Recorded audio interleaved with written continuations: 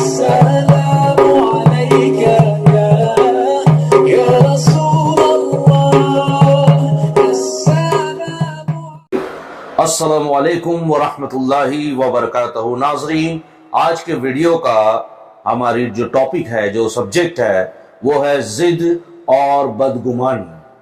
جی ہاں، ضدی ہونا اور بدگمانی ہونا یہ صرف غلط خصلت یا غلط عادت ہی نہیں بلکہ گناہ بھی ہے۔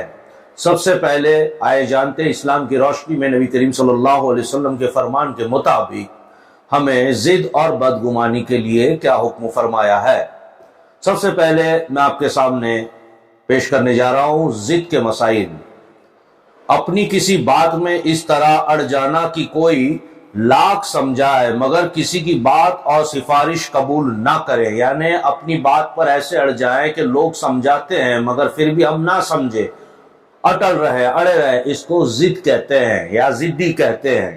یہ آپ دھیان میں رکھیے، اس بری خصلت کا نام ضد ہے۔ یہ اس قدر خراب اور منحوس عادت ہے کہ آدمی کی دنیا و آخرت کو تباہ و برباد کر ڈالتی ہے۔ ایسے آدمی کو دنیا میں سب لوگ ضدی کہنے لگتے ہیں اور کوئی بھی اس کو منہ لگانے اور اس سے بات کرنے کے لیے تیار نہیں ہوتا۔ یہ وہی خبیث عادت تھی جس نے ابو جہل کو جہنم میں ڈھکیل دیا۔ آپ سمجھ رہے ہیں، ابو جہل جو نبی کا چاچا تھا مگر گستاخ تھا اور اتنا ضدی تھا کہ لوگ اسے سمجھاتے تھے مگر وہ نہیں سمجھتا تھا۔ آگے دیکھیے، ہمارے پیغمبر صلی اللہ علیہ وسلم اور مومنوں نے اس کو لاکھوں مرتبہ سمجھایا۔ کس کو؟ ابو جہل کو۔ یہ اس کی مثال دے رہے ہیں۔ اور اس نے شق القمر اور کنکریوں کے کلمہ پڑھنے کا معجزہ بھی دیکھ لیا تھا، یعنی اس نے کہا تھا کہ آپ چاند کے 2 ٹکڑے کریں گے تو میں ایمان لاؤں گا۔ نبی کریم صلی اللہ علیہ وسلم نے اللہ کے حکم سے چاند کی طرف اپنی شہادت کی انگلی کا اشارہ کیا اور فرمایا کہ 2 حصوں میں بٹ جاؤ، تو ایک حصہ اس پہاڑ کی طرف گرا اور ایک حصہ اس پہاڑ کی طرف گرا۔ تو یہ صرف ابو جہل نے ہی نہیں دیکھا تھا بلکہ وہاں تمام لوگ جو صحابی بھی تھے اور جتنے اہل مکہ کے لوگ تھے سب نے یہ معجزہ دیکھا۔ آج بھی سائنس اس کو مان لیتی ہے کہ چاند میں درار ہے۔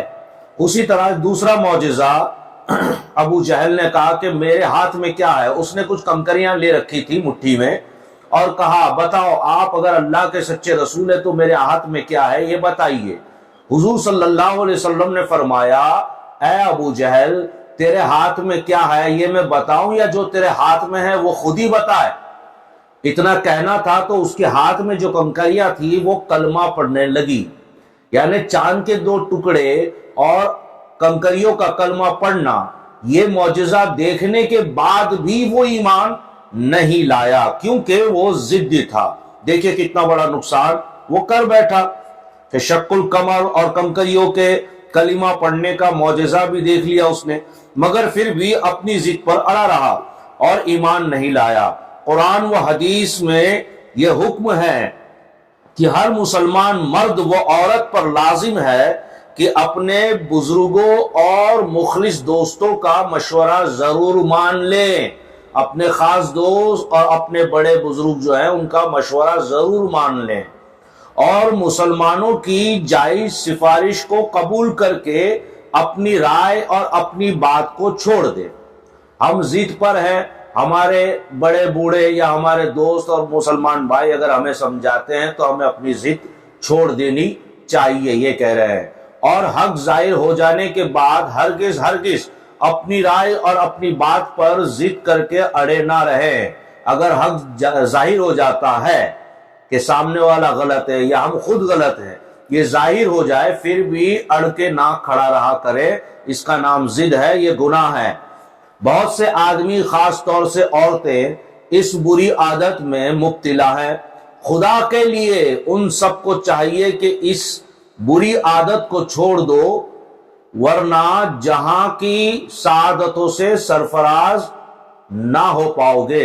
اگر آپ نے یہ بری عادت کو نہیں چھوڑا تو دنیا کے سارے جہاں کے جو نعمت رحمت خداوند کریم ہمیں دیتا ہے وہ حاصل نہیں کر پاؤ گے، اور اگر یہ عادت چھوڑ دیتے ہو تو سارے جہاں کی سعادتوں سے سرفراز ہو جاؤ گے۔ تو آپ نے دیکھا اور سنا کہ ضد ہمیں کتنا بڑا نقصان پہنچاتی ہے، اسی لیے ضدی رویہ نہ کریں۔ اسلام نے ہمیں اس کا حکم بھی دیا ہے، اور نبی کریم صلی اللہ علیہ وسلم نے بھی اس کا حکم دیا ہے۔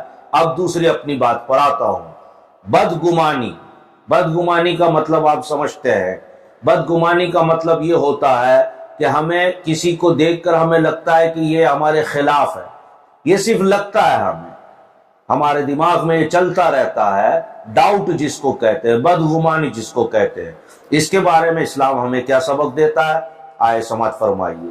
بہت سے مرد اور عورتوں کی یہ عادت ہوتی ہے کہ انہوں نے دو آدمیوں کو الگ ہو کر چپکے چپکے باتیں کرتے ہوئے دیکھا کہ فوراً بدگمانی ہو جاتی ہے کہ یہ میرے ہی متعلق کچھ باتیں ہو رہی ہیں اور میرے ہی خلاف کوئی سازش ہو رہی ہیں۔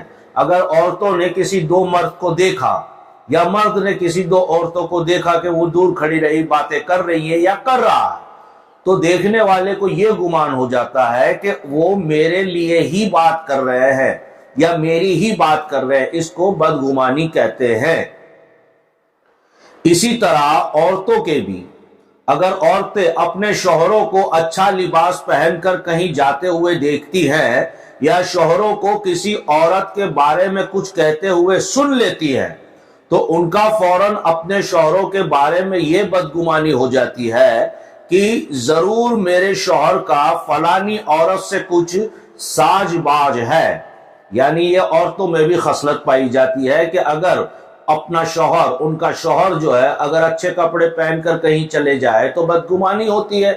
اب باہر کہیں گیا، کوئی عورت مل گئی، ہو سکتا ہے اس کی دوست کی بیوی ہو یا اس کی کوئی بزنس سے ریلیٹڈ ہو، یا ہمارے آس پڑوس میں بھی بہت سی عورتیں رہتی ہیں جو ہم کبھی کمپاؤنڈ میں جاتے ہیں تو مل لیتی ہیں، لیکن بیویوں کو یہ شک ہو جاتا ہے کہ اس کے ساتھ اس کا کوئی چکر ہے۔ یہ اسے کہا جائے گا بدگمانی۔ یہ گناہ بھی ہے اور اس میں نقصان بھی ہے۔